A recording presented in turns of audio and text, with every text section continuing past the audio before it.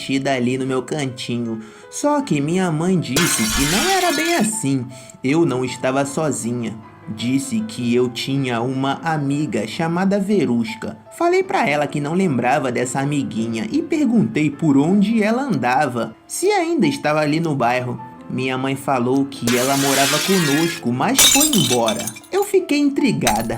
Nossa, como assim uma criança morou com a gente? Eu não sabia. Nem foto tinha dela nos meus álbuns de infância. Como assim? Então minha mãe falou que era uma amiga imaginária, que eu conversava com ela, separava os brinquedos para brincarmos juntas. Na hora do almoço, colocava um prato de comida para ela. Eu não lembrava disso.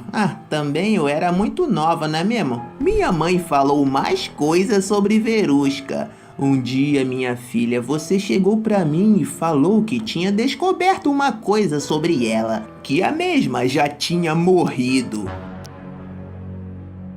O que eu pensava que era sua amiga imaginária, na verdade se tratava de uma alma penada que estava ali. Eu não sabia o que fazer. Lembro que fiquei paralisada por um momento. Toda vez que eu via você brincando e conversando com essa tal Verusca, eu ficava com medo de que fosse verdade. E se traria algum mal para nós. Depois de umas 2 semanas que soube do aparecimento dessa entidade sobrenatural, você falou que ela iria embora e nunca mais ia voltar. E como forma de despedida, Verusca queria um bolo. A festa de despedida dela seria na pracinha. Eu dei graças a Deus pela partida dela e fiz o tal bolo, né? Se isso seria a condição para ela vazar de nossa casa, beleza. Até que no dia fomos na pracinha. Acendemos a vela do bolo e cantamos pra ela. Separei um pedaço para vocês duas comerem. Você disse que Verusca perguntou por que eu não tava comendo também, que ela tava triste por isso. Então eu fui e coloquei pra mim também, né? Não vai ser por isso que você vai ficar triste, Verusca, vamos nessa. E todas nós comemos. Segundo o que você disse, Verusca estava feliz e poderia partir em paz para sempre. Até que depois desse dia você nunca mais falou nela. Eu perguntava se tinha visto ela em casa e tal, mas você disse que se foi e nunca mais irá voltar. Não te contei antes porque você poderia ficar com medo, mas agora você é adulta e pode saber dessa história que aconteceu. Espero que tenha gostado, Léo, desse relato sinistro de minha infância.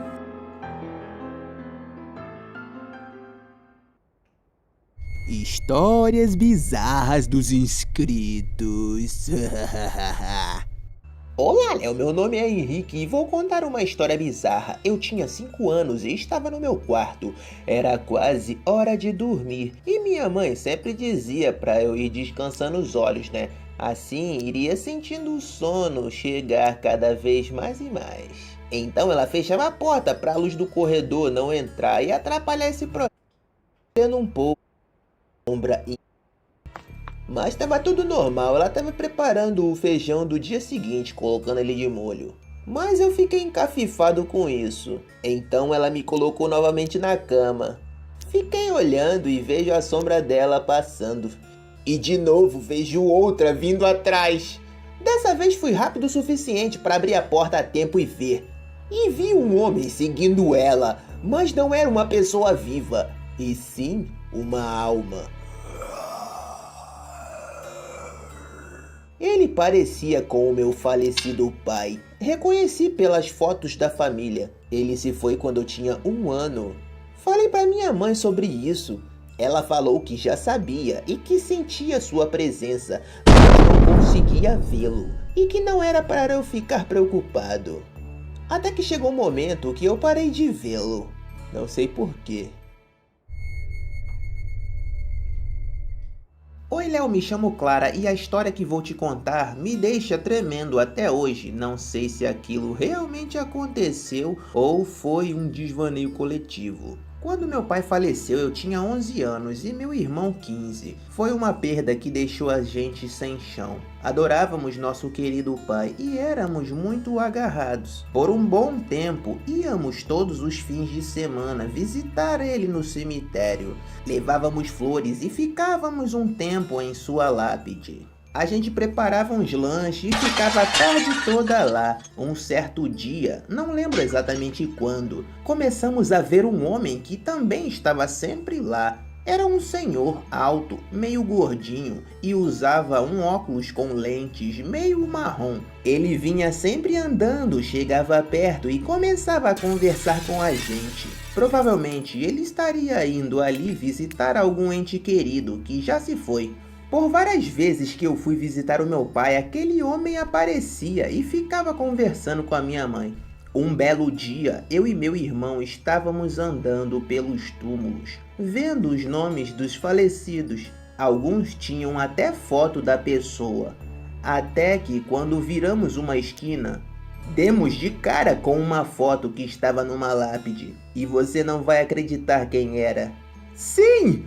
O homem que vivia falando conosco lá. Eu e meu irmão ficamos com muito medo, mas achamos ser uma coincidência. Que possivelmente era um sósia do cara ou irmão gêmeo, sei lá. Voltamos até a nossa mãe. Ela estava falando com ele, dando uma boa olhada de cima a baixo no maluco. Parecia mesmo que aquele cara não era do nosso mundo. Falamos para nossa mãe que queríamos ir embora logo. E fomos, deixando o cara para trás. Na semana seguinte, o homem apareceu novamente, chegou perto de nós e falou o seguinte: já que vocês sabem e estão com medo, eu não volto mais aqui. E nunca mais vimos ele de novo. Mas o jazigo do cara ainda tá lá e a sua foto olhando pra nós.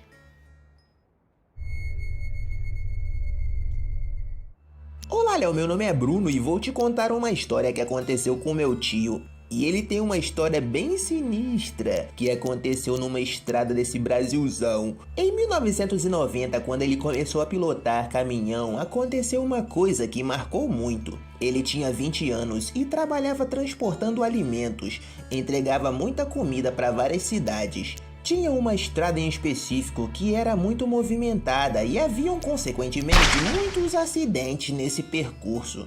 Um dia, quando passou, viu um ônibus partido no meio de ponta a ponta. E esse ônibus ficou muitos anos ali no acostamento abandonado. Era comum sentir um cheiro bem estranho naquela passagem. E dizem que ainda encontram partes humanas pelo acostamento. Então fez a entrega e começou a preparar para voltar. Era mais ou menos umas 18 horas e já estava começando a escurecer. Ele gostava de parar num posto para tomar um banho e bater aquele rango. Era mais ou menos umas 5 horas de volta, então foi indo. Caminhonetezinha capenga, farol meio apontando um para cima, outro para baixo, mas tinha uma visão boa, então foi indo. Até que quando estava passando pelo local que o ônibus tinha se acidentado, começou a chover. Foi bem devagar para não acontecer nenhum acidente. Viu lá longe um ponto branco, não conseguiu identificar o que era e continuou andando e nada daquele vulto se aproximar. Então ele esbravejou: que droga de troço branco é esse que nunca alcanço? Na hora que ele falou isso, esse vulto apareceu do lado da porta do carona, ultrapassou a entidade e deu pra ver uma noiva sorrindo. Olhou pelo retrovisor e viu a noiva com o seu vestido branco. Ele acelerou o máximo que pôde e a noiva o seguia. Até que, de tanto acelerar, viu as luzes do posto em que costumava parar. Entrou no pátio do posto loucamente e deu uma freada para parar a caminhonete. Quase atropela o frentista e ficou um tempo parado pensando. O frentista veio perto e perguntou o que tinha acontecido. Não respondeu nada. Ah, você deve ter visto ela, né? A noiva fantasma. E ele comentou que em noites de sexta-feira essa noiva aparece e muitos motoristas chegam no posto relatando a aparição dela. Aparece e tenta provocar acidentes neles para conseguir um noivo fantasma e conseguir casar no mundo dos mortos. Também explicou que em uma noite de sexta-feira, naquele ônibus que tinha se acidentado, vinha dentro uma moça que tinha ido comprar enxoval de casamento. Como estava com as amigas, ela pôs o vestido para experimentar no ônibus e veio brincando, zoando com elas. Ela iria se casar na semana seguinte, mas não conseguiu, pois o ônibus se acidentou, não é mesmo? Meu tio falou que anos depois, quando passou por lá, não viu mais a noiva fantasma. Entretanto, segundo os relatos de motoristas que param ali naquele posto, ela ainda ronda aquela região à procura de um noivo. Histórias bizarras dos inscritos. E aí, Léo, tudo bem? Meu nome é Joaquim e gosto muito do seu canal. E resolvi contar uma história que aconteceu comigo. Eu, meu irmão e meus pais moramos numa casa que tinha um corredor bem longo. Ele dava acesso a 2 quartos e o banheiro. Eu morria de medo de ir no banheiro à noite. Sempre ficava apreensivo